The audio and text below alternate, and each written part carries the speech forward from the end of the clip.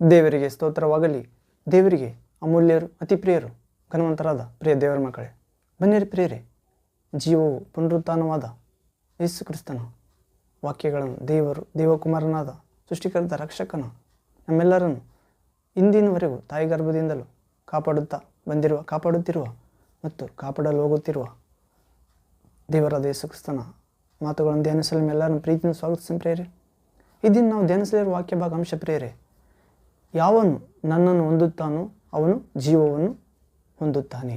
ಹೌದು ಪ್ರಿಯರೇ, ಯಾರು ನನ್ನನ್ನು ಅಂದರೆ ಯೇಸು ಕ್ರಿಸ್ತನನ್ನು ಹೊಂದಿಕೊಳ್ಳುತ್ತಾನೋ, ಪಡೆಯುತ್ತಾನೋ, ವಿಶ್ವಾಸುತ್ತಾನೋ, ಸತ್ಯ ದೇವರಾಗಿ, ರಕ್ಷಕನಾಗಿ, ತಂದೆಯಾಗಿ, ಸೃಷ್ಟಿಕರ್ತನಾಗಿ, ಆಪತ್ ಬಾಂಧವನಾಗಿ, ಒಳ್ಳೆಯ ಸ್ನೇಹಿತನಾಗಿ, ಸಂಜೀವಿನಿಯಾಗಿ, ಹೌದು ಪ್ರಿಯರೇ, ಯೇಸುವನ್ನು ಯಾರು ಹೊಂದುತ್ತಾನೋ ಅವನು ಜೀವವನ್ನು ಹೊಂದುತ್ತಾನೆ. ಅಂದರೆ ನಿತ್ಯ ಜೀವ, ಅಮರ ಜೀವ, ಶಾಶ್ವತ ಜೀವ, ಆ ಮೋಕ್ಷದ ಜೀವ ಪ್ರಿಯರೇ, ದೇವರ ಜೀವ.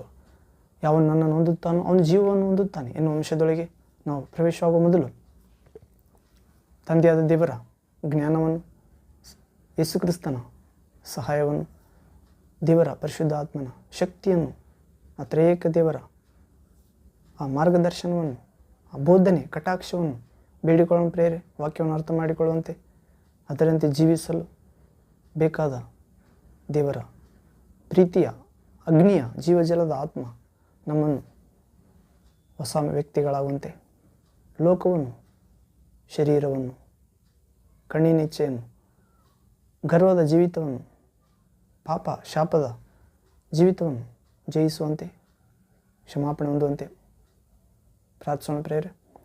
ನನ್ನೊಂದು ಏಕೀಭವಿಸಿ ಪ್ರಾರ್ಥಿಸಿರಿ. ಪ್ರಾರ್ಥನೆ. ತಂದೆಯೇ, ಸರ್ವಶಕ್ತ ದೇವರೇ, ಪರಿಶುದ್ಧನೇ, ಪರಿಶುದ್ಧನೇ, ಪರಿಶುದ್ಧನೇ. ಹೌದು ತಂದೆ, ನೀವೇ ನಮಗೆ ಪರಿಶುದ್ಧ ದೇವರು. ನಿಮ್ಮ ಹೊರತು ಆದಿಯಿಂದಲೂ ಯಾರೂ ನಮಗೆ ದೇವರಿಲ್ಲ. ನೀನೇ ಭೂಮಿ, ಆಕಾಶ, ಅದರಲ್ಲಿರುವ ಸಮಸ್ತ ಜೀವರಾಶಿಗಳನ್ನು, ಸೃಷ್ಟಿಗಳನ್ನು ಸೃಷ್ಟಿಸಿದಾತನು. ನಿಮ್ಮ ಹೋಲಿಕೆಯಲ್ಲಿ ಮನುಷ್ಯರಾದ ನಮ್ಮನ್ನು ಸೃಷ್ಟಿಸಿದಾತನು. ನಿಮ್ಮ ಜೀವ ಶ್ವಾಸ ನಮ್ಮಲ್ಲಿ ಊದಿದಾತನು. ಬದುಕುವ ಪ್ರಾಣಿಯಾಗಿ ಮಾಡಿದಾತನು. ಮತ್ತು ಯೇಸು ಕ್ರಿಸ್ತನಲ್ಲಿ ಜೀವ ಕೊಡುವ ಆತ್ಮನ ಮುಖಾಂತರ ದೇವರ ಮಕ್ಕಳೆಂಬ ಪದವಿ ಕೊಟ್ಟಾತನು. ಹೌದು ಪ್ರಭು, ಅಂತ ನಿಮ್ಮನ್ನು ಹೊಂದುವವನು ಜೀವವನ್ನು ಹೊಂದುತ್ತಾನೆ ಎನ್ನುವ ಅಂಶವನ್ನು ಧ್ಯಾನಿಸುವಾಗ ನಮ್ಮೆಲ್ಲರೊಂದಿಗೆ ತಂದೆ ನೀವೇ ಮಾತನಾಡಬೇಕೆಂದು ಯೇಸು ಕ್ರಿಸ್ತ ನಾಮದಲ್ಲಿ ಪ್ರಾರ್ಥಿಸುತ್ತೇವೆ. ಕೇಳಲಿರುವ ಆ ಜೀವ ನೀಡುವ, ಕೆಲಸ ಮಾಡುವ, ಇಬ್ಬಾಯಿ ಕತ್ತಿಗಿಂತ ಹರಿತವಾದ ಕೀಲು ಮಜ್ಜೆಯನ್ನು, ದೇಹ ಆತ್ಮನು ತೂರಿ ಹೋಗುವ, ಹೃದಯದ ಆಶೆ ಆಲೋಚನೆಯನ್ನು ವಿವೇಚಿಸುವ, ಸ್ವಸ್ಥ ಮಾಡುವ, ನೂತನ ಜೀವಿತ, ನೂತನ ಸೃಷ್ಟಿಯನ್ನಾಗಿ ಮಾಡುವ, ವ್ಯಕ್ತಿಯನ್ನಾಗಿ ಮಾಡುವ ನಿಮ್ಮ ವಾಕ್ಯವನ್ನು ಧ್ಯಾನಿಸುವಾಗ ತಂದೆ ನಮ್ಮೆಲ್ಲರೊಂದಿಗೆ ಜೀವ ತುಂಬಿರಿ. ನಿಮ್ಮದು ದೈವಿಕ ಜೀವ ನಮ್ಮೆಲ್ಲರ ಜೀವಿತದಲ್ಲಿ ಕೆಲಸ ಮಾಡಿರಿ. ಇಬ್ಬಾಯಿ ಕತ್ತಿಗಿಂತ ಹರಿತವಾದ ನಿಮ್ಮ ವಾಕ್ಯೆಂಬ ಖಡ್ಗ ನಿಮ್ಮ ಮಕ್ಕಳಿಗೆ ಸಹಾಯ ಮಾಡಲಿ. ದುರಾತ್ಮನನ್ನು ನಾಶ ಮಾಡುವಂತೆ, ಎದುರಿಸಿ ಓಡಿಸುವಂತೆ ಮತ್ತು ನಮ್ಮ ದೇಹದಲ್ಲಿರುವ ಅನಾರೋಗ್ಯಗಳನ್ನು, ದೇಹಾತ್ಮ, ಎಲುಬು ಮಾಂಸಗಳಲ್ಲಿ ತೂರಿ ಹೋಗುವಂತೆ ನಾಶಕರವಾದ ರೋಗಗಳನ್ನು ಹೊಡೆದೋಡಿಸುವಂತೆ ಅನುಗ್ರಹಿಸಲಿ. ಮತ್ತು ನಮ್ಮೊಂದಿಗೆ ಮಾತನಾಡಿ ವಿವೇಕವುಳ್ಳ ಹೃದಯ, ದೂರದೃಷ್ಟಿಯುಳ್ಳ ಹೃದಯ, ಶಕ್ತಿ ಸಮಾಲೋಚನೆಯ ಹೃದಯ, ಅದ್ಭುತ ಆಲೋಚನೆ ಹೃದಯ, ದೇವರ ಭಯಭಕ್ತಿಯ ಹೃದಯ, ಪರಿಮಳದಂತೆ ನಿಮ್ಮನ್ನು ಆರಾಧಿಸುವ ಹೃದಯ, ನಿಮ್ಮ ಪವಿತ್ರ ಮಾರ್ಗ, ಸತ್ಯ, ಜೀವ ಆದ ಯೇಸುವಿನಲ್ಲಿ ಜೀವಿಸುವ ಹೃದಯ ನಮ್ಮೆಲ್ಲರಿಗೂ ನೀಡಬೇಕೆಂದು ಹೀಗೆ ಮಾಡಿ ತಂದೆ ವಾಕ್ಯವನ್ನು ಕೇಳುತ್ತಿರುವ ಪ್ರತಿಯೊಬ್ಬ ಮಕ್ಕಳ ಜೀವಿತದಲ್ಲಿ ದೊಡ್ಡ ಬೆಳಕಾಗಿ, ಜೀವವಾಗಿ ಕಾಣಿಸಬೇಕೆಂದು ಕಂಡಿದ್ದಕ್ಕಾಗಿ ಸ್ತೋತ್ರ ವಂದನೆ ಸಲ್ಲಿಸ್ತೇವೆ ತಂದೆ. ಹೀಗೆ ಮಾಡಿ ಸೈತಾನನನ್ನು, ನಿಮ್ಮ ಮಕ್ಕಳ ವಿರೋಧಿಯಾದ ಸೈತಾನನನ್ನು, ಅವನ ಎಲ್ಲ ಅನುಚರರನ್ನು, ತಂತ್ರಗಳನ್ನು ನಿಮ್ಮ ಮಕ್ಕಳಾದ ನಾವೆಲ್ಲರೂ ಕಾಲ ಕೆಳಗೆ ಹಾಕಿ ಅನುದಿನದ ವಿಶ್ವಾಸ, ನಿರೀಕ್ಷೆ, ಪ್ರೀತಿಯ, ಪರಿಶುದ್ಧ ಪ್ರಾರ್ಥನೆಯ ಸಾಕ್ಷ್ಯ ಜೀವಿತದಲ್ಲಿ ತುಳಿದು ಹಾಕುವಂತೆ, ನಾಶ ಮಾಡುವಂತೆ ಅನುಗ್ರಹಿಸಬೇಕೆಂದು ನಜರೇತಿನ ಪರಾತ್ಪರ ದೇವಕುಮಾರ ಜೀವಸ್ವರೂಪ ಯೇಸು ಕ್ರಿಸ್ತ ನಾಮದ ಪ್ರಾರ್ಥನೆ ತಂದೆ. Amen, amen. Thank you Father, thank you Jesus Christ, thank you Holy Ghost, fire, living water, flow. Amen. ಹೌದು ಪ್ರೇರೆ, ಯಾವನು ನನ್ನನ್ನು ಹೊಂದುತ್ತಾನೋ ಅವನು ಜೀವವನ್ನು ಹೊಂದುತ್ತಾನೆ. ಹೌದು ಪ್ರೇರೆ, ನಾವು ನೇರವಾಗಿ ವಾಕ್ಯ ಭಾಗದೊಳಗೆ ಪ್ರವೇಶವನ್ನು ಪ್ರೇರೆ. ಹಾಡು ಹಾಡಿದರೆ ಭಾಳ ಸಮಯ ಆಗುತ್ತಿದೆ. ನಾವು ಜ್ಞಾನೋಕ್ತಿ ಗ್ರಂಥ 8ನೇ ಅಧ್ಯಾಯ 35ನೇ ವಾಕ್ಯದಲ್ಲಿ ಓದುತ್ತೇವೆ ಪ್ರೇರೆ. Proverbs, the book of proverbs chapter 8 verse 35th word. ಇಲ್ಲಿ ಓದುವುದಾದರೆ, ಯಾವನು ನನ್ನನ್ನು ಹೊಂದುತ್ತಾನೋ ಅವನು ಜೀವವನ್ನು ಹೊಂದುತ್ತಾನೆ, ಯೆಹೋವನ ಕಟಾಕ್ಷಕ್ಕೆ ಗುರಿಯಾಗುವನು. ಹೌದು ಪ್ರೇರೆ, ಯೇಸು ಕ್ರಿಸ್ತನನ್ನು ಯಾರು ಹೊಂದಿಕೊಳ್ಳುತ್ತಾರೋ ಅವರು ಜೀವವನ್ನು ಹೊಂದುತ್ತಾರಂತ ಪ್ರೇರೆ. ಮತ್ತು ದೇವರ ಕಟಾಕ್ಷಕ್ಕೆ ಗುರಿಯಾಗುತ್ತಾರೆ. ಹೌದು, ನಾವು ಕಳೆದ ವಾಕ್ಯ ಭಾಗದಲ್ಲಿ ಧ್ಯಾನಿಸಿದ ಪ್ರೇರೆ, ಆತನ ಮಗನಿಗೆ ಮುದ್ದಿಡಿರಿ, ಅಂದರೆ ದೇವರ ಮಗನಿಗೆ. ಇಲ್ಲವಾದರೆ ದೇವರ ಕೋಪವು ಮಾರ್ಗ ಮಧ್ಯದಲ್ಲೇ ನಿಮ್ಮ ಮೇಲೆ ಎರಗಿ ನೀವು ನಾಶವಾದೀರಿ. ಆತನ ಮೊರೆ ಹೊಕ್ಕವರೆಲ್ಲರೂ ಧನ್ಯರು. ಹೌದು ಪ್ರೇರೆ, ಆತನು ಯೇಸು ಕ್ರಿಸ್ತನಾಗಿದ್ದಾನೆ ಪ್ರೇರೆ. ಆತನನ್ನು ಹೊಂದಿಕೊಳ್ಳುವವನು ಜೀವವನ್ನು ಹೊಂದುತ್ತಾನೆ. ಹೌದು ಪ್ರೇರೆ, ದೇವರೇ ವಾಕ್ಯವಾಗಿದ್ದಾನೆ ಪ್ರೇರೆ. ಆ ವಾಕ್ಯವು ದೇವರ ಬಳಿಯಲ್ಲಿತ್ತು, ಆ ವಾಕ್ಯವು ದೇವರಾಗಿತ್ತು. ಆ ವಾಕ್ಯ ಎಂಬಾತನು ಮನುಷ್ಯ ಆಗಿ ಬಂದನು ಪ್ರೇರೆ, ಮತ್ತು ಆ ವಾಕ್ಯದ ಮುಖಾಂತರ ಸಮಸ್ತ ಉಂಟಾಯಿತು. ಹೌದು, ಹೀಗೆ ಯೇಸು ಕ್ರಿಸ್ತನನ್ನು ನಾವು ಹೊಂದಿಕೊಂಡರೆ, ವಿಶ್ವಾಸಿದರೆ, ಆತನೇ ನಮ್ಮನ್ನು ಸೃಷ್ಟಿಸಿದ ಆತನು ನಮ್ಮನ್ನು ಇಂದಿನವರೆಗೂ ಗಾಳಿ, ಬೆಳಕು, ನೀರು, ಆಹಾರ, ಬಟ್ಟೆ, ಮನೆ, ಕೆಲಸ, ಆರೋಗ್ಯ, ತಂದೆ ತಾಯಿ, ಅಣ್ಣ, ಅಕ್ಕ, ತಮ್ಮ, ತಂಗಿ, ಇನ್ನಿತರೆ ಸಂಬಂಧ, ಸಭೆಯನ್ನು, ಬೈಬಲ್ ಗ್ರಂಥವನ್ನು, ಹೌದು ಪ್ರೇರೆ, ಏಸು ಎಂಬ ನಾಮದ ಜ್ಞಾನವನ್ನು, ಶಕ್ತಿಯನ್ನು ದಯಪಾಲಿಸಿದ್ದಾನೆ ಪ್ರೇರೆ. ಹೌದು, ಆಕಾಶದ ಕೆಳಗೆ ಭೂಮಿಯ ಮೇಲೆ ಕೊಡಲಾಗಿರುವ ಬೇರೆ ಯಾವ ಹೆಸರಿನಿಂದ ಮನುಷ್ಯರು ರಕ್ಷಣೆ ಹೊಂದುವಂತಿಲ್ಲ. ಅಂದರೆ ಕೆಟ್ಟವರು ಒಳ್ಳೆಯವರಾಗುವುದು, ಅಜ್ಞಾನಿಗಳು ಜ್ಞಾನಿಗಳಾಗುವುದು, ಅಶುದ್ಧ ಆತ್ಮ ಉಳ್ಳವರು ಶುದ್ಧ ಆತ್ಮರಾಗುವುದು, ಕೇಡಿಗರು ಸಜ್ಜನರಾಗುವುದು, ಅವಿಶ್ವಾಸಿಗಳು ವಿಶ್ವಾಸಿಗಳಾಗುವುದು, ಶಾಂತಿಯೇ ಇಲ್ಲದವರು ಶಾಂತಿಗೆ ಪ್ರವೇಶವಾಗುವುದು, ಮತ್ತು ಸಮಾಜಘಾತಕರು ಸಮಾಜ ಉದ್ಧಾರಕರಾಗುವುದು. ಪ್ರೇರೆ, ಆತ್ಮಹತ್ಯೆ ಚಿಂತೆಯಲ್ಲಿರುವವರು ಅನೇಕರನ್ನು ಜೀವ ಮಾರ್ಗದಲ್ಲಿ ನಡೆಸುವವರು ಯೇಸು ಕ್ರಿಸ್ತ ಹೆಸರಿನಿಂದ ಮಾತ್ರ ಪ್ರೇರೆ ರಕ್ಷಣೆ. ಬೇರೆ ಯಾವ ಹೆಸರಿನಿಂದಿಲ್ಲ ಪ್ರೇರೆ. ಕಾರಣ ಸ್ವರ್ಗದಿಂದ ಕೊಡಲಾದ ಹೆಸರು ಪ್ರೇರೆ. ಇದು ಮನುಷ್ಯರ ಹೆಸರಲ್ಲ, ಸ್ವತಃ ದೇವರೇ, ಆತ್ಮಸ್ವರೂಪ ದೇವರೇ ಎರಡನೇ ವ್ಯಕ್ತಿತ್ವವಾಗಿ ಮಾಂಸ ಆಕಾರದಲ್ಲಿ ಕಾಣಿಸಿಕೊಂಡಿದ್ದು ಪ್ರೇರೆ. ಮಕ್ಕಳು ಮಾಂಸಧಾರಿಗಳಾಗಿರುವುದರಿಂದ ಆತನು ಅವರಂತೆ ಆದನು. ಮಕ್ಕಳು ಜೀವಮಾನದ ಉದ್ದಕ್ಕೂ ಮರಣ ಭಯದ ನಿಮಿತ್ತ ಸೈತಾನನಿಗೆ ದಾಸತ್ವದಲ್ಲಿರುವುದರಿಂದ, ಅಂದರೆ ಇಹಲೋಕದ ಶಕ್ತಿ ಇದೆ ಪ್ರೇರೆ, ಅದು ಮಿಥ್ಯೆ ದೇವರೆನ್ನುತ್ತೇವೆ. ದೇವರ ಆಗಬೇಕೆಂದು ದುರಾತ್ಮ ಆಗಿ ಕೆಳಗಡೆ ಬಿದ್ದಿದೆ. ಒಂದು ಕಾಲದಲ್ಲಿ ದೇವರನ್ನು ಆರಾಧಿಸುವ ದೂತ, ಸೇವಕ, ಅದು ಇಂದು ದೇವರಾಗಬೇಕೆಂದು ಹೋರಾಡಿ ದೂತನ ಸ್ಥಾನವನ್ನು ಕೂಡ ಕಳೆದುಕೊಂಡು ಬಿದ್ದಿದ್ದ ಪ್ರೇರೆ. ಆತನಿಗೆ ಕೊಟ್ಟಂಥ ಆ ಒಂದು ಶಕ್ತಿಯನ್ನು ದೇವರು ಕಸಿದುಕೊಂಡಿಲ್ಲ, ಅದನ್ನು ದುರುಪಯೋಗಪಡಿಸಿಕೊಳ್ತಿದ್ದಾನೆ, ದೇವರಂತೆ ನಟಿಸುತ್ತಿದ್ದಾನೆ. ಆತನ ಶಕ್ತಿಗಳನ್ನು ದೇವರಿಗೆ ವಿರುದ್ಧವಾಗಿ, ದೇವರ ಮಕ್ಕಳಿಗೆ ವಿರುದ್ಧವಾಗಿ ಉಪಯೋಗಿಸ್ತಿದ್ದಾನೆ ಪ್ರೇರೆ. ಹೌದು, ಕಣ್ಣಿಗೆ ಕಾಣುವ ಚಲುವಾದವುಗಳಿಂದ ಕಾಣದಿರುವ ದೇವರನ್ನು ಮಂಕು ಮಾಡುತ್ತಿದ್ದಾನೆ. ದೇವರ ಆತ್ಮಸ್ವರೂಪನೆಂದು ಅವರು ತಿಳಿದುಕೊಳ್ಳದಂತೆ ವಿಗ್ರಹಗಳನ್ನು ಮಾಡಿ, ಮನುಷ್ಯರ ವಿಗ್ರಹಗಳು, ಭಕ್ತರ ವಿಗ್ರಹಗಳು, ದೂತರ ವಿಗ್ರಹಗಳು, ಹೌದು ಪ್ರೇರೆ, ಸರ್ಪ, ಆಕಾಶದ ಪಕ್ಷಿಗಳು, ಹೀಗೆ ಕ್ರಿಮಿಕೀಟಗಳ ವಿಗ್ರಹಗಳನ್ನು ಮಾಡಿ,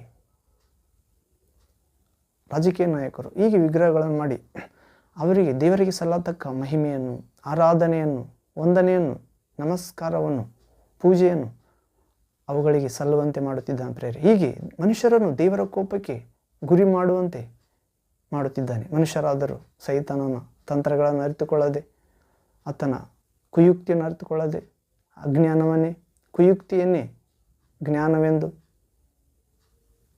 ಜಾಣತನವೆಂದು ನಾಶವಾಗುತ್ತಿದ್ದಾರೆ ಪ್ರೇರೆ. ದಿಢೀರನೆ ಬಂದು ಎರಗುವ ದೇವರ ಕೋಪದಿಂದ.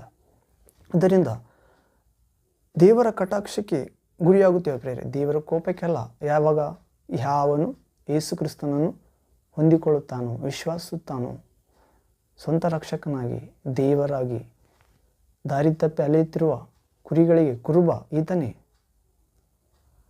ಹೌದು ಪ್ರೇರೆ, ರಕ್ಷಕನು, ನನ್ನ ವಿಮೋಚಕನು, ನನ್ನ ಹೃದಯದ ಆಶೆ ಬಯಕೆಯೆಲ್ಲ ದೇವಚಿತ್ತಾನುಸಾರವಾಗಿ ತೀರಿಸುವಾತನು, ನನ್ನ ತಾಯಿ ಗರ್ಭದಲ್ಲಿ ಪಿಂಡವಾಗಿರುವಾಗಲೇ ನನ್ನನ್ನು ನಿರ್ಮಿಸಿದ, ಕೈ ಕಾಲು ಕಣ್ಣು ದೇಹದ ಎಲ್ಲ ಭಾಗ ನಿರ್ಮಿಸಿದ, ಒಳ ಭಾಗ ಹೊರ ಭಾಗ ನಿರ್ಮಿಸಿದ ದೇವರು ನನ್ನ ತಾಯಿ ಗರ್ಭದಿಂದ ಹೊರ ಬರುತ್ತಲೇ ಮೊದಲೇ ನಮ್ಮ ದಿನಗಳು, ಆಯುಸ್ಸು, ಮಾನ, ಭಾಗ್ಯ ಅನುಭವಿಸುವುದು ಎಲ್ಲ ಒಂದು ದಿನ ತಪ್ಪಿ ಹೋಗದಂತೆ ತನ್ನ ಪುಸ್ತಕದಲ್ಲಿ ಬರೆದಿದ್ದಾನೆ ಪ್ರೇರೆ. ಹೀಗೆ ಯೇಸುವನ್ನು ಯಾವನು ಹೊಂದುತ್ತಾನೋ ಅವನು ಜೀವವನ್ನು ಹೊಂದುತ್ತಾನೆ ಪ್ರೇರೆ. ದೇವರ ಕಟಾಕ್ಷಕ್ಕೆ ಗುರಿಯಾಗುತ್ತಾನೆ ಪ್ರೇರೆ. ನಾವು ಯೇಸುವನ್ನು ವಿಶ್ವಾಸವನ್ನು ಪ್ರೇರೆ. ಆತನು ಹೇಳಿದಂತೆ ಕೇಳುವುದೇ, ಆತನನ್ನು ಹೊಂದಿಕೊಳ್ಳುವುದು, ನನ್ನನ್ನು ಪ್ರೀತಿಸುವ ನನ್ನ ಮಾತುಗಳನ್ನು ಕೈಗೊಂಡು ನಡೆಯುತ್ತಾನೆ. ನಾನು ತಂದೆಯಲ್ಲಿ ಬೇಡಿಕೊಳ್ಳುತ್ತೇನೆ, ತಂದೆ ಅವನಿಗೆ ಬೇರೊಬ್ಬ ಸಹಾಯಕನನ್ನು ಕಳಿಸಿಕೊಡುತ್ತಾನೆ. ಆ ಸಹಾಯಕನು, ಆ ಸತ್ಯ ಸ್ವರೂಪನು ಯಾರೆಂದರೆ ಪರಿಶುದ್ಧ ಆತ್ಮನೇ. ಲೋಕವು ಆತನನ್ನು ಬರಮಾಡಿಕೊಳ್ಳುವುದಿಲ್ಲ, ಆದರೆ ನೀವು ಆತನನ್ನು ಬರಮಾಡಿಕೊಳ್ಳುತ್ತೀರಿ. ನನ್ನನ್ನು ಬರಮಾಡಿಕೊಂಡಿದ್ದರಿಂದ, ನನ್ನ ಮಾತುಗಳಲ್ಲಿ ನೀವು ನಡೆದುಕೊಂಡಿದ್ದರಿಂದ, ನಾನು ತೋರಿಸಿದ ಹೆಜ್ಜೆ ಜಾಡುಗಳಲ್ಲಿ ನಡೆದಿದ್ದರಿಂದ, ನಿಮ್ಮ ಶಿಲುಬೆಯನ್ನು ಹೊತ್ತುಕೊಂಡು ಕಷ್ಟವೆಂಬ ಜೀವಿತವನ್ನು ಅನೇಕ ಅವಶ್ಯಕತೆಗಳಿದ್ದರೂ ಕೂಡ ಯೇಸು ಹೇಳಿದಂತೆ ಕೇಳುವುದೇ ದೊಡ್ಡ ಭಾಗ್ಯ ಎಂದು ಕಷ್ಟದಲ್ಲಿಯೂ ನಷ್ಟದಲ್ಲಿಯೂ ಸಂತೋಷಿಸುತ್ತಾ ದೇವರ ರಾಜ್ಯವೇ ಶ್ರೇಷ್ಠ, ದೇವರ ಮಾತೇ ಶ್ರೇಷ್ಠ, ದೇವರ ಇಷ್ಟ ನೆರವೇರಿಸಿದರೆ ನಮ್ಮ ಇಷ್ಟ ಆತ ತಕ್ಕ ಕಾಲದಲ್ಲಿ ನೆರವೇರಿಸ್ತಾನೆ. ಇಲ್ಲದಿದ್ದರೂ ಪರವಾಗಿಲ್ಲ, ಯಾಕಂದರೆ ಆತನೇ ಜೀವವಾಗಿರುವಾಗ ಯಾವ ಅವಶ್ಯಕತೆಗಳು ನಮ್ಮನ್ನು ದೇವರಿಂದ ದೂರ ಮಾಡಿ ಯಾವುವು, ಯಾವ ಕಷ್ಟಗಳು ಯೇಸು ಕ್ರಿಸ್ತನಲ್ಲಿ ತೋರಿ ಬಂದ ದೇವರ ಪ್ರೀತಿಯಿಂದ ನಮ್ಮನ್ನು ಬೇರ್ಪಡಿಸಿ ಯಾವುವು, ಖಡ್ಗ, ಕಟಾರಿ, ಅನ್ನವಿಲ್ಲದಿರುವುದು, ವಸ್ತ್ರ ಇಲ್ಲದಿರುವುದು, ಹಿಂಸೆ, ನೀರಡಿಕೆ, ನಗ್ನ ಸ್ಥಿತಿ. ಹೌದು ಪ್ರೇರೆ, ಈಗಿನ ಸಂಗತಿ, ಮುಂದಣ ಸಂಗತಿ, ದುರಾತ್ಮ, ದೇವರ ದೂತರಾಗಲಿ, ಕೆಳಗಿನ ಲೋಕವಾಗಲಿ, ಮೇಲಣ ಲೋಕವಾಗಲಿ, ಸಾವಾಗಲಿ, ಜೀವವಾಗಲಿ, ಕ್ರಿಸ್ತ ಯೇಸುವಿನಲ್ಲಿ ತೋರಿ ಬಂದ ದೇವರ ಪ್ರೀತಿಯಿಂದ ನಮ್ಮನ್ನು ಬೇರ್ಪಡಿಸಲು ಸಾಧ್ಯವಿಲ್ಲ. ಇವೆಲ್ಲವುಗಳಲ್ಲಿ ಕ್ರಿಸ್ತ ಯೇಸುವಿನ ಮುಖಾಂತರ ನಾವು ಪೂರ್ಣ ಜಯಶಾಲಿಗಳಾಗುತ್ತೇವೆ ಪ್ರೇರೆ. ಯಾವುದಕ್ಕೂ ಭಯಪಡುತ್ತಾರೋ ಮನುಷ್ಯರು, ಅವೆಲ್ಲವುಗಳಲ್ಲಿ ಜಯಶಾಲಿಗಳನ್ನಾಗಿ ಮಾಡುತ್ತಾನೆ ಯೇಸು ಕ್ರಿಸ್ತನ ಮೂಲಕ ತಂದೆ. ಕಾರಣ ತಂದೆಯೇ ತನ್ನ ಪ್ರಿಯ ಕುಮಾರನಾಗಿ ಎರಡನೇ ವ್ಯಕ್ತಿತ್ವವಾಗಿ ಬಂದಿದ್ದಾನೆ ಪ್ರೇರೆ. ಹೌದು, ನಾನು ತಂದೆ ಒಂದೇ ಆಗಿದ್ದೇವೆ ಎಂದು ಹೇಳುತ್ತಿದ್ದಾನೆ. ಹೌದು ಪ್ರೇರೆ, ಹೀಗೆ ಯಾವನು ಯೇಸು ಕ್ರಿಸ್ತನ ಹೊಂದುತ್ತಾನೋ ಅವನು ಜೀವವನ್ನು ಹೊಂದುತ್ತಾನೆ ಪ್ರೇರೆ. ಯಾರಾದರೂ ಇನ್ನೂ ಯೇಸು ಕ್ರಿಸ್ತನಲ್ಲಿ ವಿಶ್ವಾಸ ಇಟ್ಟಿಲ್ಲವೋ ಹೊಂದಿಕೊಳ್ಳಿರಿ, ಆತನ ವಾಕ್ಯಗಳನ್ನು ಓದಿರಿ, ಪರಿಶುದ್ಧ ಗ್ರಂಥ ಬೈಬಲ್ ತೆಗೆದುಕೊಂಡು. ಇದೇ ಪುಸ್ತಕ ಹೆಚ್ಚು ಪ್ರಿಂಟ್ ಆಗಿದ್ದು ಪ್ರೇರೆ. ಈ ಜಗತ್ತಿನಲ್ಲಿ ಹೆಚ್ಚು ದ್ವೇಷಕ್ಕೆ ಒಳಗಾಗಿದೆ ಈ ಪುಸ್ತಕ, ಹೆಚ್ಚು ಮಾನ್ಯತೆಗೆ ಕೊಂಡಾಟಕ್ಕೆ ಒಳಗಾಗಿದ್ದು ಈ ಪುಸ್ತಕ. ಜೀವಗ್ರಂಥ ಪ್ರೇರೆ, ಇದು ದೇವರ ಶಕ್ತಿ, ಆತ್ಮ ಜ್ಞಾನ ಇದರಲ್ಲಿದೆ ಪ್ರೇರೆ. ನಾನು ಆಡಿದ ಮಾತುಗಳು ಜೀವ ಆತ್ಮ ಆಗಿವೆ. ಹೌದು ಪ್ರೇರೆ, ಹೀಗೆ ಯೇಸುವನ್ನು ಹೊಂದುತ್ತಾನೋ ಯಾರು ಅವನು ಜೀವವನ್ನು ಹೊಂದುತ್ತಾನೆ. ಅವನು ದೇವರ ಕಟಾಕ್ಷಕ್ಕೆ ಗುರಿಯಾಗುತ್ತಾನೆ. ಹೌದು ಪ್ರೇರೆ, ಯೇಸುವನ್ನು ಹೊಂದುವುದಂದರೆ ಯಾರಲ್ಲಿ ಯೇಸು ಕ್ರಿಸ್ತನ ಆತ್ಮನಿದ್ದಾನೋ ಅವನು ಯೇಸುವಿಗೆ ಸೇರಿದವನು. ಹೌದು ಪ್ರೇರೆ, ನಾವು ನೋಡಿದ್ದೇವಲ್ಲ ಯೋಹಾನ ಸುವಾರ್ತೆ 14 ವಾಕ್ಯದಿಂದ ಆವಾಗಲೇ ಕೇಳಿಕೊಂಡೆವು. ಏನಂದರೆ, ನನ್ನ ಪ್ರೀತಿಸಾತ ನನ್ನ ಮಾತು ಕೈಗೊಂಡು ನಡೀತಾನ, ನನ್ನನ್ನು ಪ್ರೀತಿಸಲಾರದವನು ನನ್ನ ಮಾತು ಕೈಗೊಂಡು ನಡೆಯುವುದಿಲ್ಲ. ಹೌದು ಪ್ರೇರೆ, ಮತ್ತು ನಾನು ತಂದೆಯಲ್ಲಿ ಬೇಡಿಕೊಂಡು ಇನ್ನೊಬ್ಬ ಸಹಾಯಕನನ್ನು ಕಳಿಸಿಕೊಡುತ್ತೇನೆ, ಆತನು ಸತ್ಯ ಸ್ವರೂಪಿಯಾದ ಪರಿಶುದ್ಧಾತ್ಮ. ಆತನು ಬಂದು ಲೋಕವು ತಾಳಿದ್ದ ತಪ್ಪು ಭಾವನೆ, ಲೋಕವು ನಿಮಗೆ ತಪ್ಪು ಜ್ಞಾನ ಕೊಟ್ಟಿದೆ, ತಪ್ಪು ಭಾವನೆ ಕೊಟ್ಟಿದೆ, ತಪ್ಪು ಆಶೆ, ತಪ್ಪು ಮಾರ್ಗದರ್ಶನ, ತಪ್ಪು ಗುರಿಯನ್ನು ಕೊಟ್ಟಿದೆ, ಅದನ್ನು ಮನವರಿಕೆ ಮಾಡಿಕೊಡುತ್ತಾನೆ. ಪಾಪ, ನ್ಯಾಯ, ನೀತಿ, ಅಂತಿಮ ತೀರ್ಪು, ಈ ದಿನ ನಾಳೆ ಸಾಯುತ್ತೇವಲ್ಲ, ಈ ದಿನ ತಿಂದು ಕುಡಿಯೋಣ, ಅಥವಾ ನಮ್ಮ ಭುಜಬಲವನ್ನೇ, ನಮ್ಮ ಸೌಂದರ್ಯವನ್ನೇ, ನಮ್ಮ ಜ್ಞಾನವನ್ನೇ, ನಮ್ಮ ಅಂತಸ್ತನ್ನೇ, ನಮ್ಮ ಬ್ಯಾಕ್ಗ್ರೌಂಡನ್ನೇ ಮೆಚ್ಚಿಕೊಂಡು ಜೀವಿಸುವುದು ಎನ್ನುವುದು ಈ ಲೋಕವಾಡಿಕೆ ಪ್ರೇರೆ. ಇದು ಲೋಕದಿಂದ ಬಂದಿದೆ. ಮನುಷ್ಯ ಜ್ಞಾನ ಪ್ರೇರೆ, ಮನುಷ್ಯ ಜ್ಞಾನ ಮಣ್ಣಿಗೆ ಸಂಬಂಧಪಟ್ಟಿದ್ದು, ಹೆಚ್ಚಾದರೆ ದೆವ್ವಗಳಿಗೆ ಸಂಬಂಧಪಟ್ಟಿದ್ದು. ಆದರೆ ಯೇಸು ಕ್ರಿಸ್ತ ಜ್ಞಾನವಾದರು ದೇವರಾಗಿದ್ದಾನೆ ಪ್ರೇರೆ. ದೇವರ ಜ್ಞಾನ ಅದು ಮೊದಲನೇದು ಪರಿಶುದ್ಧವಾಗಿದೆ, ಎರಡನೇದು ಸಮಾಧಾನಕರವಾಗಿದೆ, ಮೂರನೇದು ವಿನಯವುಳ್ಳದ್ದಾಗಿದೆ, ನಾಲ್ಕನೇದು ದಯೆ ದಾಕ್ಷಿಣ್ಯಗಳಿಂದ ಫಲಭರಿತ ಆಗಿದೆ, ಐದನೇದು ನೀತಿ ಎಂಬ ಬೀಜ ಬಿತ್ತುವಂಥದ್ದಾಗಿದೆ. ಬೀಜ ಅಂದರೆ ದೇವರ ಮಾತು ಪ್ರೇರೆ, ವಿಷಯಗಳು. ನೀತಿ ಎಂಬ ಬೀಜ ಬಿತ್ತಿ ನಿತ್ಯ ಜೀವ ಎಂಬ ಶಾಶ್ವತ ಜೀವ, ಸ್ವರ್ಗದ ಜೀವಿತ ಪ್ರವೇಶ ದೇವರ ಬಳಿಗೆ ಆ ಫಲವನ್ನು ಕೊಯ್ಯುವಂಥದ್ದಾಗಿದೆ ಪ್ರೇರೆ. ಹೀಗೆ ಯೇಸುವನ್ನು ಹೊಂದಿಕೊಳ್ಳೋಣ ಪ್ರೇರೆ. ಆತನ ಮಾತು ಕೇಳಿ ಆತನ ಆತ್ಮ ಪಡೆದುಕೊಳ್ಳೋಣ. ಆಗ ಆತನವರಾಗುತ್ತೇವೆ. ಆಗ ದೇವರ ಕಟಾಕ್ಷಕ್ಕೆ ಗುರಿಯಾಗುತ್ತೇವೆ ಪ್ರೇರೆ. ಹೌದು, ದೇವರ ಕಟಾಕ್ಷ ಅಂದರೆ ದೇವರ ಆಶೀರ್ವಾದಕ್ಕೆ, ದೇವರು ಕೊಡುವ ಕುಂದಿಲ್ಲದ ಬೆಳಕಿನ ವರದಾನಗಳಿವೆ ಪ್ರೇರೆ. ಹೌದು, 100% gifts of God from almighty gods ಪ್ರೇರೆ ಇನ್ ಹ್ಯೂಮನ್ ಲೈಫ್. ಹೀಗೆ ನಾವು ಇನ್ನೊಂದು ವಾಕ್ಯ ನೋಡೋದಾದರೆ ಯೋಹಾನ ಸುವಾರ್ತೆ 1ನೇ ಅಧ್ಯಾಯ 4ನೇ ವಾಕ್ಯದಲ್ಲಿ ಕೂಡ ನೋಡ್ತೇವೆ ಪ್ರೇರೆ. ನನ್ನನ್ನು ಯಾವನು ಹೊಂದುತ್ತಾನೋ ಅವನು ಜೀವವನ್ನು ಹೊಂದುತ್ತಾನೆ ಎನ್ನುವ ಅಂಶದಲ್ಲಿ ನಾವು ಯೋಹಾನ ಸುವಾರ್ತೆ 1ನೇ ಅಧ್ಯಾಯ 4ನೇ ವಾಕ್ಯದಲ್ಲಿ ನೋಡುವುದಾದರೆ ಆ ಜೀವವನ್ನು ಹೊಂದುತ್ತಾನೆ ಅಂದರೆ 4ನೇ ವಾಕ್ಯ, ಯೋಹಾನ ಸುವಾರ್ತೆ 1ನೇ ಅಧ್ಯಾಯ 4ನೇ ವಾಕ್ಯ. ಆತನಲ್ಲಿ ಜೀವವಿತ್ತು, ಆ ಜೀವವು ಮನುಷ್ಯರಿಗೆ ಬೆಳಕಾಗಿತ್ತು. ಪ್ರೇರೆ, ಯಾರು ಯೇಸು ಕ್ರಿಸ್ತನ ಹೊಂದುತ್ತಾನೋ ಅವನು ಜೀವವನ್ನು ಹೊಂದುತ್ತಾನೆ, ಯೆಹೋವನ ಕಟಾಕ್ಷಕ್ಕೆ ಗುರಿಯಾಗುತ್ತಾನೆ, ದೇವರ ಆಶೀರ್ವಾದಗಳಿಗೆ. ಆತನಲ್ಲಿ ಜೀವ ಇತ್ತಂತ ಪ್ರೇರೆ. ಆ ಜೀವ ಮನುಷ್ಯ ಜನಾಂಗದ ಬೆಳಕಾಗಿದೆ. ಯಾಕ ಆತನನ್ನು ಹೊಂದಿಕೊಳ್ಳಬೇಕು? ವಿಶ್ವಾಸ ಬೇಕೆಂದರೆ ಸ್ವಂತ ರಕ್ಷಕನಾಗಿ ದೇವ ಕುಮಾರನಾಗಿ ಆತನಲ್ಲಿ ಜೀವ ಇದೆ. ಯಾವ ಜೀವ? ದೇವರ ಜೀವ. ಈ ಮನುಷ್ಯರಲ್ಲಿರೋ ಜೀವ ಇದು ಬಲಹೀನವಾದದ್ದು ಪ್ರೇರೆ. ಇದಕ್ಕೆ ಘೋರವಾದ ವ್ಯಾಧಿ ಇದೆ. ಆ ವ್ಯಾಧಿಯನ್ನು ಯಾವ ಔಷಧಿಯಿಂದ ಗುಣಪಡಿಸಲು ಸಾಧ್ಯವಿಲ್ಲ. ದೇವರ ವಾಕ್ಯದಿಂದಲೇ ಗುಣಪಡಿಸಬಲ್ಲೆವು. ಯಾರು ಈ ದೇಹವನ್ನು ಸೃಷ್ಟಿಸಿದ್ದಾರೋ, ಈ ಆತ್ಮನ್ನು ಸೃಷ್ಟಿಸಿದ್ದಾರೋ, ಆ ವಾಕ್ಯ ಎಂಬಾತನೇ ಮಾತಾಡುವ ದೇವರೇ. ಆ ಮಾತಾಡುವ ದೇವರ ಮಾತುಗಳೇ ಔಷಧ ಪ್ರೇರೆ. ಹೌದು, ಆತನು ತನ್ನ ವಾಕ್ಯವನ್ನು ಕಳುಹಿಸಿ ನಮ್ಮನ್ನು ಗುಣಪಡಿಸುತ್ತಾನೆ, ಸಮಾಧಿಗೆ ಸೇರದಂತೆ ಮಾಡುತ್ತಾನೆ ಪ್ರೇರೆ. ದೇವರ ವಾಕ್ಯ ಮರಣದಿಂದ ನಮ್ಮನ್ನು ತಪ್ಪಿಸಿ ಕಾಪಾಡುತ್ತದೆ. ಕಾರಣ ಆತನು ಜೀವವಾಗಿದ್ದಾನೆ, ಆತನು ಬೆಳಕಾಗಿದ್ದಾನೆ. ಬೆಳಕೆಂದರೆ ಜೀವ ಪ್ರೇರೆ. ಆತನಲ್ಲಿ ಕತ್ತಲೆ ಎಂಬುದಿಲ್ಲ. ಕತ್ತಲೆ ಅಂದರೆ ಪಾಪ, ಅನಾರೋಗ್ಯ, ಮರಣ, ಸೈತಾನ, ಪಿಶಾಚಿ, ದೇವರಿಗೆ ವಿರುದ್ಧವಾದ ಒಂದು ಶಕ್ತಿ. ಹೀಗೆ ಪ್ರೇರೆ, ಆತನಲ್ಲಿ ಜೀವ ಇತ್ತು, ಆ ಜೀವ ಮನುಷ್ಯರಿಗೆ ಬೆಳಕಾಗಿತ್ತು. ಆ ಬೆಳಕು ಕತ್ತಲಲ್ಲಿ ಪ್ರಕಾಶಿಸುತ್ತದೆ. ಪ್ರೇರೆ, ನಾವು ಯೇಸು ಕ್ರಿಸ್ತನನ್ನು ಹೊಂದಿಕೊಳ್ಳುವುದಾದರೆ ಜೀವವನ್ನು ಹೊಂದುತ್ತೇವೆ. ಆ ಜೀವ ಕತ್ತಲಲ್ಲಿ ನಮಗೆ ಬೆಳಕಾಗುತ್ತದೆ. ಮನುಷ್ಯರಾದ ನಮಗೆ ಬೆಳಕನ್ನು ಪ್ರೇರೆ. ಯಾವುದು ಮಾತಾಡಬೇಕು, ಯಾವುದು ನೋಡಬೇಕು, ಯಾವುದು ಕೇಳಿಸಿಕೊಳ್ಳಬೇಕು, ಏನು ಯೋಚಿಸಬೇಕು, ಯಾವ ದೇವರು ನಿಜವಾದ ದೇವರು, ಮನುಷ್ಯ ಮಾಡಿದ ದೇವರ ಅಥವಾ ದೇವರು ಮನುಷ್ಯರನ್ನು ಮಾಡಿದ ಆತ ದೇವರ? ಪ್ರೇರೆ, ಮನುಷ್ಯರು ಮಾಡಿದ ದೇವರಲ್ಲ, ಪ್ರತಿಮೆಗಳು ದೇವರಲ್ಲ. ದೇವರು ಮನುಷ್ಯರನ್ನು ಮಾಡಿದ್ದನು ಯಾವ ದೇವರು?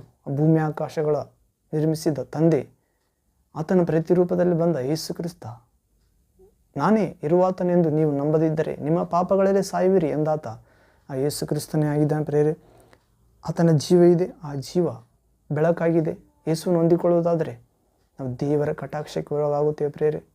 ಆ ಬೆಳಕು ನಮ್ಮ ಮೇಲೆ ಉದಯಿಸುತ್ತದೆ ಮತ್ತು ಆ ಬೆಳಕು ಕತ್ತಲಲ್ಲಿ ಪ್ರಕಾಶಿಸುತ್ತದೆ. ಈ ಲೋಕ ಕತ್ತಲಲ್ಲಿದೆ ಪ್ರೇರೆ. ಯಾವ ಕತ್ತಲೆಂದರೆ ಪೂರ್ವಜರಿಂದ ಬಂದ ಆ ನಿರರ್ಥಕ ನಡವಳಿಕೆ. ಹೌದು, ಮದುವೆ ಮಾಡಿಕೊಡುವುದು, ಬಿತ್ತುವುದು, ಕೊಯ್ಯುವುದು, ಮನೆ ಕಟ್ಟುವುದು, ಬೀಜ ಬಿತ್ತುವುದು. ಹೌದು ಪ್ರೇರೆ, ಯೇಸು ಕ್ರಿಸ್ತನು ಹೇಳಿದನಲ್ಲ, ನೋವನ ಕಾಲದಲ್ಲಿದ್ದಂತೆ, ಲೋಟನ ಕಾಲದಲ್ಲಿದ್ದಂತೆ ಯೇಸು ಕ್ರಿಸ್ತನು ಆಗಮಿಸುವಾಗ ಈ ಲೋಕದ 2ನೇ ಸಾರಿ ಬರುತ್ತಿದ್ದಾನೆ ಪ್ರೇರೆ. ಆತನನ್ನು ನಂಬುವವರಿಗೆ ಪೂರ್ಣ ರಕ್ಷಣಾ ಉದಯಕ್ಕೆ ಅಂದರೆ ಸ್ವರ್ಗಕ್ಕೆ ಕರೆದುಕೊಂಡು ಹೋಗಲು, ನಿತ್ಯಾನಂದಕ್ಕೆ, ನಿತ್ಯ ಬೆಳಕಿಗೆ, ನಿತ್ಯ ಸಮಾಧಾನಕ್ಕೆ, ನಿತ್ಯ ಆರಾಧನೆ ಭಜಿಸುವುದಕ್ಕೆ, ದೇವರನ್ನು ಸಂಪೂರ್ಣ ಜೀವ ಅನುಭವಿಸುವುದಕ್ಕೆ, ಕಣ್ಣು ಕಾಣದ ಕಿವಿ ಕೇಳದ ಮಾನವ ಹೃದಯ ಗ್ರಹಿಸದ ಅತಿಶಯ ಆಮೋದಗಳನ್ನು ಅನುಭವಿಸುವುದಕ್ಕೆ. ಹೌದು ಪ್ರೇರೆ, ತನ್ನನ್ನು ಒಲಿದವರಿಗೆ ಪರಮಾನಂದ ಇದೆ ಪ್ರೇರೆ. ದೇವರು ಕೂಡ ಆ ಪರಮಾನಂದ ಅನುಭವಿಸುವವರನ್ನು ನೋಡಿ ತಾನು ಕೂಡ ಆನಂದಿಸುತ್ತಾನಂತ ಪ್ರೇರೆ. ಹೌದು, ಹೀಗೆ ಯೇಸು ಕ್ರಿಸ್ತನನ್ನು ನಾವು ಹೊಂದಿಕೊಳ್ಳಬೇಕಾಗಿದೆ. ಆತನಲ್ಲಿ ಜೀವ ಇದೆ ಪ್ರೇರೆ. ಆ ಜೀವ ಮನುಷ್ಯರಾದ ನಮಗೆ ಬೆಳಕಾಗಿದೆ. ಬೆಳಕಂದರೆ ನಾವು ಕ್ಷೇಮವಾದ ಮಾರ್ಗದಲ್ಲಿ ನಡೆಯುತ್ತೇವೆ ಪ್ರೇರೆ. ಕ್ಷೇಮವಾದ ಆಲೋಚನೆ, ಕುಟುಂಬ ಕ್ಷೇಮವಾಗಿರುತ್ತದೆ. ಅಂದರೆ ದೇವರಿಗೆ ಮೆಚ್ಚುಗೆಯಾದ ಜೀವಿತ ಜೀವಿಸುತ್ತೇವೆ ಪ್ರೇರೆ. ಕಷ್ಟ ಇದ್ದರೂ ಕೂಡ ದೇವರು ಅದನ್ನು ದಾಟಿಸುತ್ತಾನೆ. ನಷ್ಟ ಇದ್ದರೂ ಕೂಡ ಅದರಿಂದ ಯಾವ ಹಾನಿಯಾಗದಂತೆ ನಡೆಸುತ್ತಾನೆ. ಯಾಕಂದರೆ ದೇವರೇ ನಮಗೆ ಲಾಭ. ಆದರೆ ಸೃಷ್ಟಿಕರ್ತನೇ ನಿನ್ನೊಂದಿಗಿರುವಾಗ ನಿನಗೆ ನಷ್ಟವಲ್ಲ, ಕಷ್ಟವಲ್ಲ. ದೇವರು ನಮಗೆ ಮುಂದೆ ಕೊಡಲು ಹೋಗುವ ಮಹಿಮೆಗೆ ಇವುಗಳನ್ನು ಹೋಲಿಸಿದರೆ ಎತ್ತಕ್ಕೂ ಬಾರದವುಗಳು ಪ್ರೇರೆ. ದೇವರ ಮಾತುಗಳನ್ನು ಕೈಗೊಂಡು ನಡೆಯುವವರಿಗೆ ಅನೇಕ ಬಹುಮಾನಗಳನ್ನು ನೀಡಲಾಗಿದೆ ಪ್ರೇರೆ. ಈ ಲೋಕದಲ್ಲಿ ಪರಿಶುದ್ಧಾತ್ಮ ಎಂಬ ಬಹುಮಾನ, ಪರಿಶುದ್ಧಾತ್ಮನ ವರಗಳೆಂಬ ಬಹುಮಾನ, ಪರಿಶುದ್ಧಾತ್ಮ ಫಲ ಎಂಬ ಬಹುಮಾನ, ಪರಿಶುದ್ಧಾತ್ಮ ಆಯುಧ, ದೇವರು ಕೊಡುವ ಆಯುಧ ಎಂಬ ಬಹುಮಾನ. ಇವುಗಳಿಂದ ಈ ಲೋಕದ ಶಕ್ತಿಯನ್ನು ಜಯಿಸಲು, ತುಳಿದು ಹಾಕಲು, ಮೆಟ್ಟಿ ಹಾಕಲು, ಮರಣವನ್ನು ನುಂಗಿ ಹಾಕಲು, ಮರಣಾಧಿಕಾರಿಯನ್ನು ಸೋಲಿಸಲು, ಮರಣಾಧಿಕಾರಿಯ ವಶದಲ್ಲಿದ್ದವರನ್ನು ಬಿಡಿಸಿ ದೇವರ ರಾಜ್ಯಕ್ಕೆ ಸುರಕ್ಷಿತವಾಗಿ ಸೇರಿಸುವ ಬಹುಮಾನ ಕೊಡುತ್ತಾನೆ ಪ್ರೇರೆ. ಬಲ ಕೊಡುತ್ತಾನೆ, ಧೈರ್ಯ, ಬೆಳಕಿನ ಅನುಗ್ರಹ ದಯಪಾಲಿಸುತ್ತಾನೆ ಪ್ರೇರೆ, ಸಾಮರ್ಥ್ಯ. ಹೀಗೆ ಯೇಸು ಕ್ರಿಸ್ತ ಹೊಂದಿಕೊಳ್ಳೋ ಪ್ರೇರೆ. ಆತನಲ್ಲಿ ಜೀವ ಇದೆ, ಆ ಜೀವ ಬೆಳಕಾಗಿದೆ. ಆ ಬೆಳಕು ಕತ್ತಲೆಯಲ್ಲಿ ಪ್ರಕಾಶಿಸುತ್ತದೆ. ಕತ್ತಲೆ ಅಂದರೆ ಈ ಲೋಕ, ಕತ್ತಲೆ ಅಂದರೆ ಪಾಪದ ಜೀವಿತ, ನಿರರ್ಥಕ ನಡವಳಿಕೆ ಜೀವಿತ. ಆ ನಿರರ್ಥಕ ಅಂದರೆ ಅರ್ಥ ಇರಲಾರ್ದ ನಡತೆ ಪ್ರೇರೆ, ದೇವರ ಭಕ್ತಿ ಇಲ್ಲದ ನಡತೆ, ದೇವರನ್ನು ಹುಡುಕುವ ಜೀವಿತ ಇಲ್ಲದ ನಡತೆ, ದಾರಿ ತಪ್ಪಿದ ನಡತೆ, ನಾಲಿಗೆ ಕೆಳಗ ಹಾವಿನ ವಿಷದಂತೆ ಮಾತಾಡುವ ನಡತೆ, ಶತ್ರುವನ್ನು ದ್ವೇಷಿಸುವ ನಡತೆ, ಮಿತ್ರರನ್ನು ಮಾತ್ರ ಪ್ರೀತಿಸುವ ನಡತೆ ಪ್ರೇರೆ. ತಂದೆ ತಾಯಿಗಳಿಗೆ ಅಗೌರವ, ಹಣದಾಸೆ, ಜಾರತ್ವ, ಕಾಮುಕತನ, ಹೀಗೆ ಮತ್ತು ದೇವರಿಗೆ ಅಸಹ್ಯವಾಗಿ ಕಾಣುವ ಆ ಹೆಮ್ಮೆಯ ಕಣ್ಣು, ಸಹೋದರರಲ್ಲಿ ಜಗಳವನ್ನು ಬಿತ್ತುವ, ಒಡಹುಟ್ಟಿದವರಲ್ಲಿ ಜಗಳವನ್ನು ಬಿತ್ತುವ ಮನುಷ್ಯರು ಪ್ರೇರೆ. ಹೀಗೆ ಅನೇಕ ಅಸಹ್ಯವಾಗಿ ಜೀವಿತ ತಯಾರಾಗುತ್ತದೆ. ಯಾವಾಗ? ಕತ್ತಲೆಯಲ್ಲಿರುವಾಗ, ಯೇಸು ಕ್ರಿಸ್ತನನ್ನು ಹೊಂದಿಕೊಳ್ಳದಿರುವಾಗ, ಯೇಸು ಕ್ರಿಸ್ತನನ್ನು ಹೊಂದಿಕೊಂಡು ಜೀವ ಇಲ್ಲದಿರುವಾಗ ಕತ್ತಲೆಯಲ್ಲಿರುತ್ತೆ ಪ್ರೇರೆ. ಹೊಂದಿಕೊಂಡ್ರೆ ಜೀವ ಇರುತ್ತದೆ, ಆ ಜೀವ ಬೆಳಕಾಗಿರುತ್ತದೆ. ಆ ಬೆಳಕು ಕತ್ತಲೆಯಾದ ಈ ಲೋಕದಲ್ಲಿ ಇರುವ ನಮಗೆ ಪ್ರಕಾಶ ನೀಡುತ್ತದೆ. ಕತ್ತಲು ಅದನ್ನು ಮುಟ್ಟುವುದೇ ಇಲ್ಲ. ಹೌದ್ರೆ, ಬೆಳಕು ಬರುತ್ತಲ್ಲಿ ಕತ್ತಲು ಓಡಿ ಹೋಗುತ್ತದೆ. ಹೌದು, ಕಾರಣ ಬೆಳಕೆಂದರೆ ದೇವರು, ಕತ್ತಲೆಂದರೆ ಸೈತಾನ, ಪಿಶಾಚಿ, ದುರಾತ್ಮ. ಹೀಗೆ ಪ್ರೇರೆ ನಾವು ಯೇಸು ಕ್ರಿಸ್ತ ಹೊಂದಿಕೊಂಡು ಇನ್ನೊಂದು ವಾಕ್ಯ ನೋಡೋದಾದರೆ ಯೋಹಾನ ಸುವಾರ್ತೆ 3ನೇ ಅಧ್ಯಾಯ 36ನೇ ವಾಕ್ಯದಲ್ಲಿ ಕೂಡ ಓದ್ತೇವೆ ಪ್ರೇರೆ. John gospel chapter 3 verse 35-36 word, 35-36. ಯೋಹಾನ ಸುವಾರ್ತೆ 3ನೇ ಅಧ್ಯಾಯ 35-36ನೇ ವಾಕ್ಯ. ತಂದೆಯಾದ ದೇವರು ತನ್ನ ಮಗನನ್ನು ಪ್ರೀತಿಸಿ ಎಲ್ಲವನ್ನು ಆತನ ಕೈಯಲ್ಲಿ ಕೊಟ್ಟಿದ್ದಾನೆ. ಆತನ ಮಗನನ್ನು ನಂಬುವವನಿಗೆ ನಿತ್ಯ ಜೀವ ಉಂಟು. ಮಗನಿಗೆ ಒಳಗಾಗದವನು ಜೀವವನ್ನು ಕಾಣುವುದೇ ಇಲ್ಲ. ದೇವರ ಕೋಪವು ಅವನ ಮೇಲೆ ನೆಲೆಗೊಂಡಿರುತ್ತದೆ. ಅದು ಪ್ರೇರೆ, ನಾವು ಮುಖ್ಯ ವಾಕ್ಯ ಭಾಗ ಅಂಶ ನೋಡಿಕೊಂಡೇವೆ ಪ್ರೇರೆ. ಯಾವನು ನನ್ನನ್ನು ಅಂದರೆ ಯೇಸು ಕ್ರಿಸ್ತನನ್ನು ಹೊಂದಿಕೊಳ್ಳುತ್ತಾನೋ, ದೇವರ ಕುಮಾರನನ್ನು ಪಡೆದುಕೊಳ್ಳುತ್ತಾನೋ, ವಿಶ್ವಾಸುತ್ತಾನೋ, ಅವನು ಜೀವವನ್ನೇ ಪಡೆದುಕೊಳ್ಳುತ್ತಾನೆ. ದೇವರ ಕಟಾಕ್ಷಕ್ಕೆ ಗುರಿಯಾಗುತ್ತಾನೆ ಎನ್ನುವ ಅಂಶದಲ್ಲಿ ಹೊಸ ಒಡಂಬಡಿಕೆ ಭಾಗ ನೋಡೋದು, ಅದು ಜ್ಞಾನೋಕ್ತಿ ಗ್ರಂಥ. ಹಳೆಯ ಒಡಂಬಡಿಕೆ ದಾವೀದ ಮಗನ ಸೊಲೊಮೋನ ಎಂಬ ಅರಸ, ಹೌದು ಪ್ರೇರೆ, ಆತನಂತ ಅರಸ ಹಿಂದೆ ಇದ್ದಿಲ್ಲ, ಮುಂದೆ ಇರುವುದಿಲ್ಲ. ಜ್ಞಾನದಲ್ಲಿ, ಐಶ್ವರ್ಯದಲ್ಲಿ, ಹೌದು ಪ್ರೇರೆ, ಶಾಂತಿಯ ಆಳ್ವಿಕೆಯಲ್ಲಿ, ದೇವರ ಜ್ಞಾನದಲ್ಲಿ, ಹೌದು ಪ್ರೇರೆ. ಆದರೆ ಯೇಸು ಕ್ರಿಸ್ತನು ಹೇಳ್ತಿದ್ದಾನೆ, ಸೊಲೊಮೋನನಿಗಿಂತಲೂ ದೊಡ್ಡವನು ಇಲ್ಲಿದ್ದಾನೆ. ಹೌದು ಪ್ರೇರೆ, ಸೊಲೊಮೋನನ ವಾಕ್ಯ ಪ್ರೇರೆ ಅದು ಯೇಸು ಕ್ರಿಸ್ತನ ಕುರಿತು ಹೇಳಲಾಗಿದೆ, ಭವಿಷ್ಯ ಪ್ರವಾದನ ರೂಪವಾಗಿ. ಇದು ಯೇಸು ಕ್ರಿಸ್ತನೇ ಬಂದು ಹೇಳ್ತಿದ್ದಾನೆ ಏನೆಂದು, ಆತನ ತಂದೆಯಾದ ದೇವರು ತನ್ನ ಮಗನನ್ನು ಪ್ರೀತಿಸಿ ಎಲ್ಲವನ್ನು ಆತನ ಕೈಯಲ್ಲಿ ಕೊಟ್ಟಿದ್ದಾನಂತ ಪ್ರೇರೆ.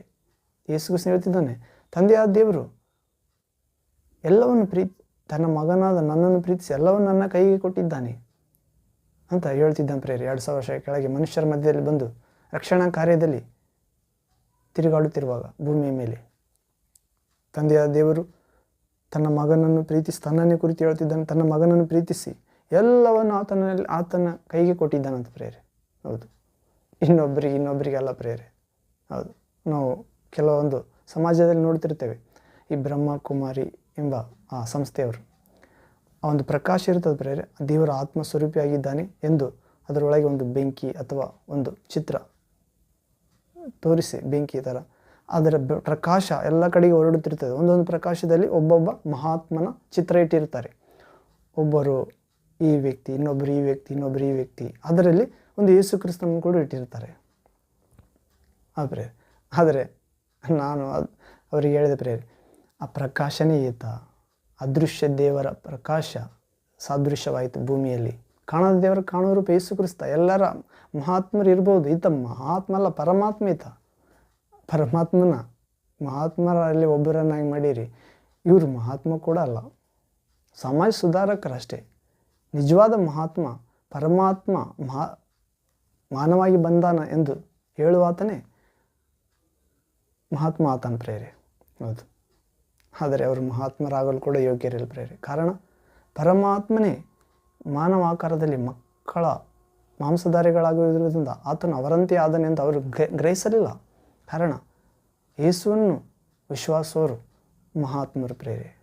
ಆ ಮಹಾತ್ಮರು ಪರಮಾತ್ಮನನ್ನು ತೋರಿಸುತ್ತಾರೆ. ಆ ಪರಮಾತ್ಮನೇ ಯೇಸು ಕ್ರಿಸ್ತಾಗಿ ಬಂದು ನಮ್ಮ ಪಾಪಗಳ ಶಿಕ್ಷೆಯನ್ನು ತನ್ನ ಮೇಲೆ ತೆಗೆದುಕೊಂಡು, ಆ ಪಾಪ ದೇವರಿಗೆ ಮನುಷ್ಯರಿಗಿರುವ ಆ ಅಡ್ಡಗೋಡೆ, ಪಾಪ ಎಂಬ ಅಡ್ಡಗೋಡೆಯನ್ನು ತನ್ನ ದೇಹದ ಮೇಲೆ ತೆಗೆದುಕೊಂಡು ಕೆಡವಿ ದೇವರಿಗೆ ನಮಗೆ ಮಿತ್ರ ಸಂಧಾನ ಮಾಡಿದ್ದಾನೆ ಪ್ರೇರೆ. ಶತ್ರುಗಳಾಗಿದ್ದ ನಮ್ಮನ್ನು, ಶರೀರ ಕಾರ್ಯಗಳಿಂದ ಶತ್ರುಗಳಾಗಿದ್ದ ನಮ್ಮನ್ನು, ಪಾಪ ಅವಿಧೇಯತೆ, ಅಕ್ರಮ ಜೀವಿತ, ಅನ್ಯಾಯ ಜೀವಿತ, ದೇವರಿಂದ ದೂರ ಓಡಿ ಹೋಗುವ ಜೀವಿತ, ಅಶುದ್ಧ ಜೀವಿತದಿಂದ ದೂರ ಆದ ನಮ್ಮನ್ನು ಯೇಸು ಕ್ರಿಸ್ತನ ಮುಖಾಂತರ ತನ್ನೊಡನೆ ಸಮಾಧಾನ ಪಡಿಸಿಕೊಂಡಿದ್ದಾನೆ ಪ್ರೇರೆ. ತನ್ನೊಡನೆ ಮಾತ್ರವಲ್ಲ, ಭೂಪರಗಳನ್ನು ಯೇಸು ಕ್ರಿಸ್ತನ ಮುಖಾಂತರ ಏಕಪಡಿಸಿದ್ದಾನೆ. ಹೀಗೆ ನಾವು ತಂದೆಯ ದೇವರು ಎಲ್ಲವನ್ನು ಯೇಸು ಕ್ರಿಸ್ತನಿಗೆ ಕೈಗೆ ಕೊಟ್ಟಿದ್ದಾನೆ. ಪ್ರೀತಿಸಿ ಅಧಿಕಾರ ಪ್ರೇರೆ. ಸ್ವರ್ಗದಲ್ಲೂ ಭೂಮಿಯಲ್ಲಿ ನನಗೆ ಸರ್ವಾಧಿಕಾರ ಇದೆ ಅಂದಿದ್ದಾನೆ ಯೇಸು. ಅದರಿಂದ ಮಗನಿಗೆ, ಆತನ ಮಗನನ್ನು ನಂಬುವವನಿಗೆ ನಿತ್ಯ ಜೀವ ಇದೆ ಪ್ರೇರೆ. ನಿತ್ಯ ಜೀವ ಉಂಟು. ಮಗನಿಗೆ ಯಾರು ಒಳಗಾಗುವುದಿಲ್ಲವೋ, ಅಂದರೆ ಆತ ನನ್ನ ರಕ್ಷಕ ಎಂದು ಯೇಸುವಿಗೆ ಹೋಗಿ, ಯೇಸುವಿನ ಒಳಗಡೆ ಹೋಗಿ ಶರಣಾಗುವುದಿಲ್ಲವೋ, ಆತನ ಹೆಸರನ್ನು, ರಕ್ಷಣೆಯ ಹೆಸರು ಆತನು ಯೇಸು ಎಂದರೆ ಆತನು ತನ್ನ ಜನರನ್ನು ಅವರ ಪಾಪಗಳಿಂದ ರಕ್ಷಿಸಿ ಕಾಯುತ್ತಾನೆ. ಬೇರೆ ಯಾರು ಈ ವಾಕ್ಯ ಹೇಳಿಲ್ಲ ಪ್ರೇರೆ. ಪ್ರಕಾಶದಿಂದ ಅನೇಕ ಪ್ರಕಾಶಗಳು ಬಂದಿವೆ. ಆ ಪ್ರಕಾಶದಲ್ಲಿ ಯೇಸು ಕೂಡ ಒಬ್ಬ ಮಹಾತ್ಮ. ಆದರೆ ಅವರು ಮಹಾತ್ಮ ಆಗಿದ್ದರೆ ಈತನಂತೆ ಪಾಪ ಕ್ಷಮಿಸುವ ಅಧಿಕಾರ ಅವರಿಗಿಲ್ಲ. ಯೇಸು ಎಂದರೆ ಆತನು ಆತನ ಬಳಿಗೆ ಬರುವ, ಆತನ ವಿಶ್ವಾಸಡು, ಆತನ ಮಾತು ಕೇಳಿ ಅದರಂತೆ ನಡೆಯುವ ಪ್ರತಿಯೊಬ್ಬರ ಪಾಪಗಳಿಂದ ರಕ್ಷಿಸಿ ಕಾಯುತ್ತಾನೆ.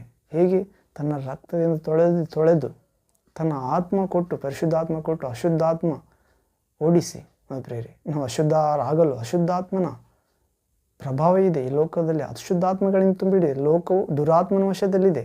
ನಾವಾದರೂ ದೇವರಿಗೆ ಸೇರಿದವರು. ಹೇಗೆ ತಂದೆ ತನ್ನ ಮಗನನ್ನು ಪ್ರೀತಿಸಿ ಎಲ್ಲವನ್ನು ಆತನ ಕೈಗೆ ಕೊಟ್ಟಿದ್ದಾನೆ ಎಂದು ವಿಶ್ವಾಸ ಮುಖಾಂತರ, ಆತನನ್ನು ಹೊಂದುವವನು ಜೀವವನ್ನು ಹೊಂದುತ್ತಾನೆ ಎಂದು ವಿಶ್ವಾಸ ಮುಖಾಂತರ, ಆ ಜೀವ ಮನುಷ್ಯರಾದ ನಮಗೆ ಬೆಳಕಾಗಿದೆ ಎಂದು ವಿಶ್ವಾಸ ಮುಖಾಂತರ, ಆ ಬೆಳಕು ಕತ್ತಲೆಯಾದ ಈ ಲೋಕದಲ್ಲಿ ಪ್ರಕಾಶಿಸುತ್ತದೆ ಎನ್ನುವ ವಿಶ್ವಾಸ ಮುಖಾಂತರ, ದೇವರ ಕಟಾಕ್ಷಕ್ಕೆ ಗುರಿಯಾಗುವ ಮುಖಾಂತರ ವಿಶ್ವಾಸುತ್ತೇವೆ ಪ್ರೇರೆ. ಪಾತ್ರರಾಗುತ್ತೇವೆ, ನಂಬುತ್ತೇವೆ, ಗ್ರಹಿಸುತ್ತೇವೆ. ಹೀಗೆ ಆತನ ಮಗನ ಯೇಸು ಕ್ರಿಸ್ತನ ನಂಬುವವನಿಗೆ ನಿತ್ಯ ಜೀವ ಉಂಟು ಪ್ರೇರೆ. ಆತನನ್ನು ಹೊಂದುವವನಿಗೆ, ಯೇಸುವನ್ನು ಹೊಂದುವವನಿಗೆ, ಕ್ರಿಸ್ತನನ್ನು ಹೊಂದುವವನಿಗೆ ನಿತ್ಯ ಜೀವ ಉಂಟು. ಆತನ ಮಗನಿಗೆ ಯಾರು ಒಳಗಾಗುವುದಿಲ್ಲವೋ ಆತನೇ ನನ್ನ ಸೃಷ್ಟಿಕರ್ತ, ರಕ್ಷಕನಾಗಿ ಬಂದಿದ್ದಾನೆ, ಪೋಷಿಸುತ್ತಾನೆ ಈ ಲೋಕ ಅಂತ್ಯದವರೆಗೂ, ಯುಗದ ಸಮಾಪ್ತಿವರೆಗೆ ಎಲ್ಲ ದಿನ ನನ್ನೊಂದಿಗೆ ಇರುತ್ತೇನೆ ಎಂದು ಹೇಳಿ ಪರಲೋಕಕ್ಕೆ ಹೋಗಿದ್ದಾನೆ. 3 ದಿವಸ ಮರಣ ಹೊಂದಿ 3ನೇ ದಿನ ಎದ್ದ ನಂತರ 40ನೇ ದಿವಸ ಎಲ್ಲರಿಗೆ ಕಾಣಿಸಿಕೊಂಡು 40ನೇ ದಿವಸ ಯುಗದ ಸಮಾಪ್ತಿವರೆಗೆ ಎಲ್ಲ ದಿನ ನಿಮ್ಮೊಂದಿಗೆ ಇರುತ್ತೇನೆ ಎಂದು ಹೋಗಿದ್ದಾನೆ. ಮರಳಿ ಬರುತ್ತೇನೆ, ನಿಮಗೋಸ್ಕರ ಸ್ಥಳವನ್ನು ಸಿದ್ಧ ಮಾಡಲು ಹೋಗುತ್ತಿದ್ದೇನೆ, ಬಂದು ಕರೆದುಕೊಂಡು ಹೋಗುತ್ತೇನೆ. ನಾನಿರುವ ಸ್ಥಳದಲ್ಲಿ ನೀವಿರಬೇಕು. ಲೋಕ ಪ್ರಾರಂಭ ಮೊದಲೇ ತಂದೆ ನನಗೆ ಕೊಟ್ಟ ಮಹಿಮೆಯನ್ನು ನೀವು ನೋಡಬೇಕು ಎಂದು ಹೇಳಿದ್ದಾನೆ ಪ್ರೇರೆ. ಹೀಗೆ ಇನ್ನೊಂದು ವಾಕ್ಯ ನೋಡೋಣ ಪ್ರೇರೆ. ಕೊನೆಯದಾಗಿ ನಾವು ಯೋಹಾನನ 1ನೇ ಪತ್ರಿಕೆ 5ನೇ ಅಧ್ಯಾಯ 11ನೇ ವಾಕ್ಯ ನೋಡೋದಾದರೆ, 1 John chapter 5 verse 11th word. ದೇವರು ಆ ಸಾಕ್ಷಿ ಯಾವುದೆಂದರೆ, ದೇವರು ನಮಗೆ ನಿತ್ಯ ಜೀವವನ್ನು ಅನುಗ್ರಹಿಸಿದನು, ಆ ಜೀವವು ಆತನ ಮಗನಲ್ಲಿ ಅದೇ ಎಂಬುದೇ. ಯಾವನು ದೇವರ ಮಗನನ್ನು ಅಂಗೀಕರಿಸಿದ್ದಾನೋ ಅವನಿಗೆ ಆ ಜೀವ ಉಂಟು, ಯಾವನು ದೇವರ ಮಗನನ್ನು ಅಂಗೀಕರಿಸಲಿಲ್ಲವೋ ಅವನಿಗೆ ಆ ಜೀವವಿಲ್ಲ. ಪ್ರೇರೆ, ಯೇಸು ಕ್ರಿಸ್ತನ ಅಂಗೀಕರಿಸೋಣ, ಆ ನಿತ್ಯ ಜೀವ ಪಡೆಯೋಣ. ದೇವರ ಜೀವ, ಶಾಶ್ವತ ಜೀವ, ಮೋಕ್ಷ ಮತ್ತು ಆ ಜೀವ ಯೇಸುವಿನಲ್ಲಿದೆ ಅಂತ ಕೃಪೆ, ಯೇಸುವನ್ನು ಅಂಗೀಕರಿಸುವ ಕೃಪೆ ನಮಗೆ ನೀಡಲು ತಂದೆ ದೇವರು. ಆಮೇಲೆ